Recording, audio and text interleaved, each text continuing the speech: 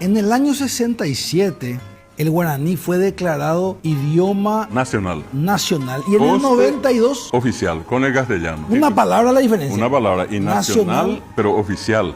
El oficial para las instituciones del Estado. Ahí hay que reconocer la gran labor, un patriarca, un prócer del guaraní, una persona pocas veces recordada, profesor doctor Reinaldo Julián de Cruz La Rosa. Un hombre extraordinario, de esos que aparecen, dejan su rastro en la historia. Él fue el primero que enseñó el guaraní en el Paraguay. En el año 1944, él entró a enseñar guaraní en la carrera de letras. Y él fue el que estructuró la gramática. La gramática que hoy, con algunas modificaciones, sigue siendo la gramática de Cruz La Rosa. Con Ley Guasupcajube, 1992, ¿ve? La ley reglamentará su uso.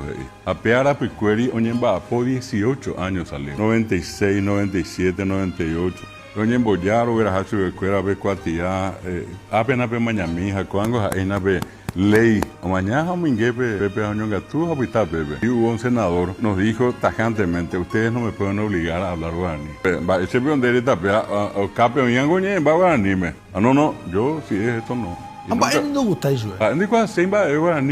Hablamos con un presidente del Congreso Nacional que nos dijo, díganme una cosa, allá afuera pues se habla todavía guaraní. Ahora mañana por una vez ya decía, ¿cómo me anda ya peruano? Nosotros decíamos, ¿cómo me anda marciano? Va? Era mendigar. Y eso es lo que duele salir, mendigar por el idioma guaraní. Dije yo hoy algo que me permito decir bajo mi responsabilidad, nos bajamos los pantalones. Qué triste, ¿verdad? Así, vamos a Así, dejar ya. así. Yandere ñando con vamos a dejar porque, oye, pruebe la guaraní. Ko angan go be guaraní o bebe a moitei bastere. Ah, este. A moitei bastere. Un mimbio verás allá.